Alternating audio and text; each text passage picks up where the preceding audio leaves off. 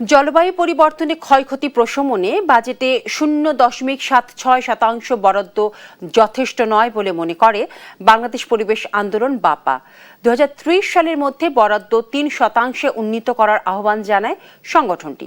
শনিবার সকালে Dhaka reporters unity মিলনায়তনে পরিবেশ ও জলবায়ু খাতে বাজেট বিশ্লেষণ নিয়ে সংবাদ সম্মেলনে এই আহ্বান জানায় বাপা।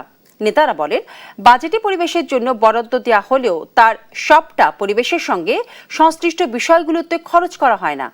সরকার বাজেটে নবায়নযোগ্য জ্বালানিকে উৎসাহিত করলেও এর একটি রোডম্যাপ দেওয়ার আহ্বান জানান তারা।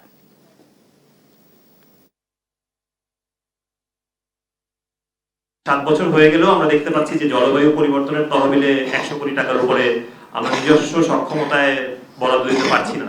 তো এটাও আসলে আমাদের জন্য একটা ব্যাড ইন্ডিকেশন। আমাদের মনে হয় যে এখানেও আমরা আরো বাড়িয়ে নিতে পারি। দেশের সবচেয়ে বড় সমস্যাটা হলো দুর্নীতি, ঘুষ, এগুলো এবং অর্থের অপচয়। এইটা যাতে সরকার বন্ধ করার যে ব্যবস্থা নেন, আমাদের প্রত্যাশা থাকবে।